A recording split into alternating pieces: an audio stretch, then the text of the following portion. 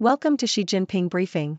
The content of the briefing includes analysis, how Biden's farewell jab at Xi over Taiwan traveled across the Pacific. Penny Wong rebukes Chinese diplomat over sonar pulses. U.S. bills targeting China AI, Hong Kong offices clear key House panel. 7 people to watch at the COP28 climate talks in Dubai. U.S.-China ties should avoid sweeping view of security risks, leading scholar. Analysis, how Biden's farewell jab at Xi over Taiwan traveled across the Pacific. Nikkei Asia. Taiwan's presidential election, set for January 11, has been shaken up by the collapse of a coalition between two opposition parties, the Kuomintang, KMT, and Taiwan People's Party, TPP, which were unable to agree on a unified candidate.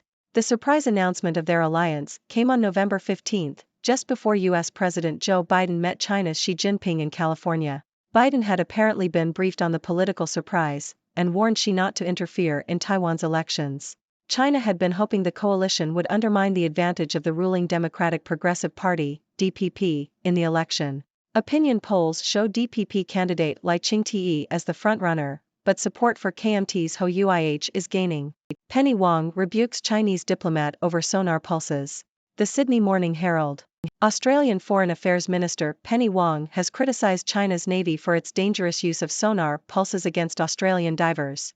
Wong described the incident as dangerous and unprofessional and raised the matter with Liu Jianchao, head of the Chinese Communist Party's International Liaison Department. Opposition leader Peter Dutton also raised the incident in a meeting with Liu, stating that it was lucky no one died. The Chinese Navy has claimed that it did nothing to endanger Australian sailors or divers and that its actions were in response to Japan's claim to the waters in which the incident occurred. Dutton asked for his concerns to be relayed directly to Chinese President Xi Jinping and stated that the use of sonar in close proximity to Australian Navy personnel was unacceptable and unprovoked. U.S. bills targeting China AI, Hong Kong offices clear key House panel. South China Morning Post. Several pieces of U.S. legislation targeting China, including one that could close Hong Kong's representative offices in America and another that would all but block U.S. investment in China's AI and other high-tech sectors, cleared a key congressional committee on Wednesday. 7 people to watch at the COP28 climate talks in Dubai. Washington Post. The COP28 climate talks in Dubai will see a huge number of politicians, diplomats, activists, business leaders and journalists descend on the city, with the outcome of the talks to save the planet resting on the decisions of just a few key figures. One of the most notable is Sultan Al Jaber, the chief executive of Abu Dhabi National Oil, who is also president of COP28, creating controversy due to his position as an oil executive. Another key figure is John Kerry, the U.S. Special Climate Envoy, who has made it his mission to clamp down on coal this year. He wants an end to permitting new coal plants that don't do anything to capture emissions.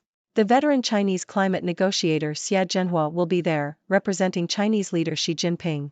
Madeleine Diouf-Sarr chairs the 46-member negotiating bloc and is one of the few women on the list. Wop Hoekstra, the European Union's new Climate Action Commissioner, will also be there, having replaced Frans Timmermans in August. The Brazilian president, Luiz Inácio Lula da Silva, is expected to boost his standing at the talks due to the reduction in deforestation of the Amazon, but could also be criticized for the increase in production from Brazil's oil and gas reserves. Finally, Tina Steege, the climate envoy for the low-lying Marshall Islands, wants wealthy countries to contribute to a fund for loss and damage. U.S.-China ties should avoid sweeping view of security risks, leading scholar. South China Morning Post. De Wei, director of the Center for International Security and Strategy at Tsinghua University, has warned against a too loose definition of security in U.S.-China relations.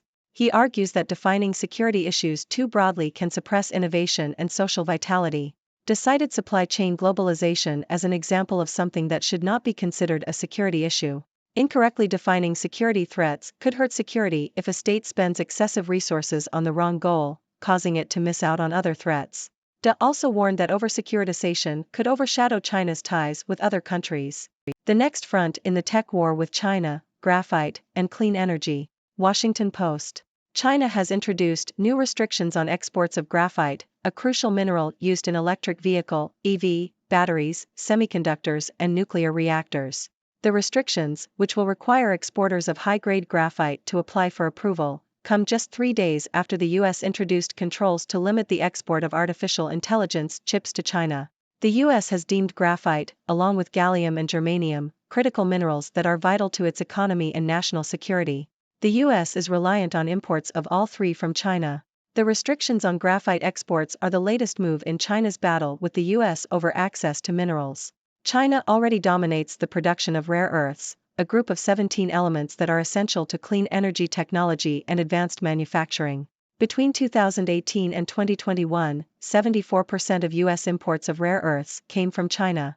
The U.S. has been looking to diversify its supply chain to reduce reliance on Chinese exports, with Japan, South Korea, and some European countries also looking for alternative sources. Calls grow for a two-state solution amid pause in Israel-Hamas war.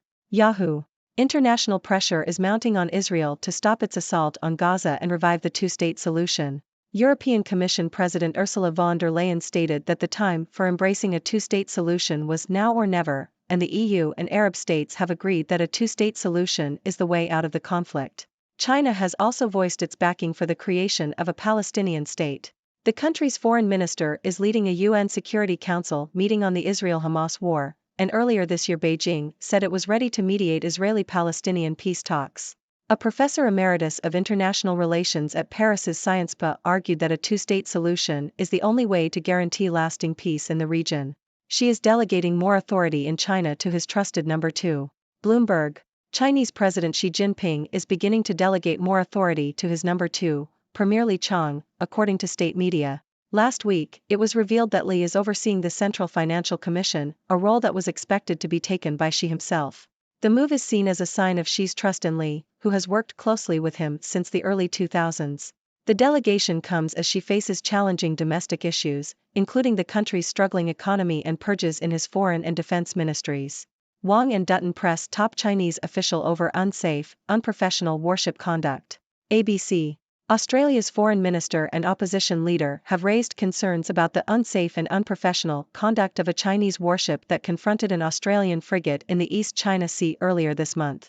The incident occurred when the Chinese destroyer Ningbo approached the Australian frigate HMAS Toowoomba. Both officials met with Liu Jianchao, the head of the Chinese Communist Party's international department, who is visiting Australia. They also raised concerns about China's remaining trade restrictions on Australian goods, human rights in China, and the detention of Dr. Yang Hingjuan. Lingotes de oro y apartamentos en Tokyo, como sale el dinero de China. New York Times. Chinese wealthy individuals have taken hundreds of billions of dollars out of the country this year, taking advantage of the end of COVID precautions that had effectively sealed China's borders for almost 3 years. They are using their savings to buy real estate abroad, stocks, and insurance policies. Now that they can fly again to Tokyo, London, and New York, Chinese travelers have been buying apartments in Japan and investing money in accounts in the US or Europe that offer higher interest rates than in China. The outflow of money indicates, in part, the discontent in China over its faltering recovery from the pandemic, as well as deeper issues such as the alarming slowdown in the real estate sector, which is the main source of wealth for families. For some people, it is also a reaction to fears about the direction of the economy under the leadership of Xi Jinping, who has taken strong measures against companies and strengthened government influence in many aspects of society.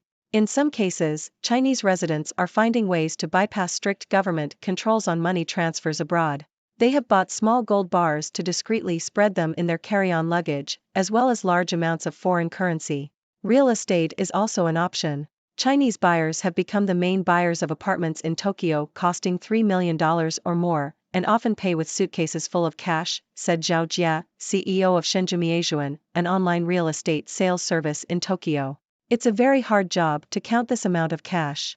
In total, it is estimated that $50 billion per month has left China this year, mainly from Chinese households and private sector companies. Experts said that the pace of money outflow from China probably did not pose an imminent risk to the country's $17 trillion economy, largely because exports of many of the country's major manufactured products are strong, which brings a steady flow of cash. A large-scale operation to send family savings elsewhere could be cause for alarm.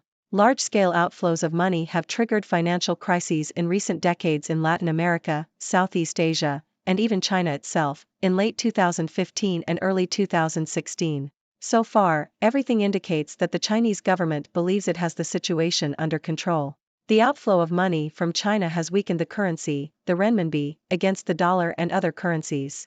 And that weakness in the renminbi has helped maintain the country's exports, which support tens of millions of Chinese jobs. The flow of money leaving China is very manageable, said Wang Dan, chief economist for China at the Shanghai office of Hang Seng Bank. Chinese lawmakers continue to resort to some of the limits on the outflow of money from the country that they imposed to curb the currency crisis 8 years ago. Other restrictions that were made then, such as scrutiny of exports and imports to detect covert strategies for international money transfers, were lifted and have not been reimposed this year, even though money outflows have resumed. The outflow of money from China has roughly matched the inflow of money from the country's large trade surpluses. To the consternation of many countries, especially in Europe, China is exporting more and more solar panels, electric cars, and other advanced products, even as it has replaced more imports with domestic production. The value of the renminbi fell earlier this year to its lowest level in 16 years. For much of the past 2 months, it has remained around 7.3 per dollar before rising a bit in the past week. The wave of money that left China 8 years ago was triggered by a drop in the stock market and a failed attempt to devalue the currency in a controlled manner. China's central bank had to spend up to $100 billion a month from its foreign exchange reserves to prop up the renminbi. In contrast, China seems to have spent about $15 billion a month since midsummer to stabilize its currency, according to central bank data. There is nothing to suggest that it is disorderly, said Brad Setzer, an international finance specialist at the Council on Foreign Relations. The scale of the pressure is still much smaller than in 2015 or 2016. The outflows in 2015 and 2016 reflected efforts by large state-owned enterprises to move large sums of money abroad. Nowadays, the government exercises stricter political control over these companies, and there have been no signs of urgency on their part to mobilize money. Instead, private companies and Chinese households have been moving money abroad. But much of people's wealth is tied up in real estate, which cannot be easily sold. At the same time, illegal currency exchange companies in Shanghai, Shenzhen, and other cities that used to convert renminbi into dollars and other foreign currencies were shut down by police raids 8 years ago. And regulators have closed almost all gambling trips to Macau, a special administrative region of China. These trips allowed wealthy Chinese individuals to buy casino chips with renminbi, bet a portion on baccarat or roulette, and convert the rest into dollars. Beijing has also banned most foreign investments in hotels, office towers, and other assets of little geopolitical value. The architect of the restrictions on foreign investment in China, Pan Gongsheng, was promoted in July to governor of the central bank, the People's Bank of China. But households and companies continue to find ways to send money abroad. On a recent afternoon, Bank of China and China Merchants Bank branches on mainland China were selling gold bars that were 7% more expensive than their affiliated banks in nearby Hong Kong. This price difference indicates that there is high demand for gold within China, which can be easily moved out of the country. Another trick that mainland Chinese residents are using to get their money out is to open bank accounts in Hong Kong and then transfer money to buy insurance products that resemble bank certificates of deposit. According to the Hong Kong Insurance Authority, premiums for new insurance policies sold to mainland Chinese residents visiting Hong Kong were 21.3% higher in the first half of this year than in the first half of 2019, after almost disappearing during the pandemic. At a Bank of China branch in the Kowloon Peninsula in Hong Kong, mainland Chinese residents were waiting at 7:30 in the morning to open accounts, 90 minutes before the bank opened. The line was so long at 8 a.m. that those who arrived later were lucky to reach the front of the line before the end of the workday, said Valerius Luo, an insurance agent in Hong Kong. Families typically invest between $30,000 and $50,000 in insurance products, several times more than before, as they look for safe places to put their savings, Luo said. There are still people with powerful capital, he said, and they want an investment package that preserves value. Ladies and gentlemen, I am Dr. Six, your trusted observer from the world of 6 degrees. Today, we have a diverse range of news stories that highlight various geopolitical and economic issues around the world. Let's dive in. First, we have the Taiwan presidential election, which has been shaken up by the collapse of a coalition between 2 opposition parties. The surprise announcement of their alliance came just before U.S. President Joe Biden met China's Xi Jinping. Biden warned Xi not to interfere in Taiwan's elections, which China had been hoping the coalition would undermine the ruling party's advantage. It will be interesting to see how this political development affects the election outcome. Next, Australian Foreign Affairs Minister Penny Wong has criticized China's Navy for its dangerous use of sonar pulses against Australian divers. Wong described the incident as dangerous and unprofessional and raised the matter with a top Chinese diplomat. This incident adds to the growing tensions between Australia and China, and it will be crucial to see how both countries handle this situation diplomatically. Moving on, we have several pieces of U.S. legislation targeting China, including one that could close Hong Kong's representative offices in America and another that would restrict U.S. investment in China's AI and high-tech sectors. These bills have cleared a key congressional committee, signaling a hardening stance towards China in the U.S. As the tech war between the two countries continues, it will be interesting to see how China responds to these legislative measures. Now, let's talk climate change. The COP28 climate talks in Dubai are set to host key figures from around the world. One notable figure is Sultan Al Jaber, the chief executive of Abu Dhabi National Oil, who is also the president of COP28. The presence of an oil executive as the president of a climate conference has sparked controversy. Additionally, U.S. Special Climate Envoy John Kerry will be there, pushing for action against coal. The outcome of these talks will have a significant impact on the future of our planet. Moving to U.S.-China relations, a leading scholar warns against a too loose definition of security. Dewey argues that defining security issues too broadly can suppress innovation and social vitality. This is an important point to consider as the two countries navigate their complex relationship. It is crucial to strike a balance between security concerns and fostering cooperation and development. In the tech war between the US and China, the next battleground seems to be graphite, a crucial mineral used in electric vehicle batteries, semiconductors, and nuclear reactors. China has introduced new restrictions on graphite exports, following the US's controls on the export of AI chips to China. This highlights the ongoing efforts by both countries to secure their supply chains and reduce reliance on each other. Shifting gears, international pressure is growing on Israel to stop its assault on Gaza and revive the two-state solution. European Commission President Ursula von der Leyen emphasized the need for a two-state solution. China has also voiced its support for the creation of a Palestinian state, and its foreign minister is leading a UN Security Council meeting on the Israel-Hamas war. The push for a two-state solution could be a step towards lasting peace in the region. In China, President Xi Jinping is beginning to delegate more authority to Premier Li Qiang, according to state media. This move is seen as a sign of Xi's trust in Li amid challenging domestic issues. It will be interesting to see how this delegation of authority plays out and whether it leads to any significant policy changes. Lastly, we have an interesting story about Chinese wealthy individuals taking hundreds of billions of dollars out of the country.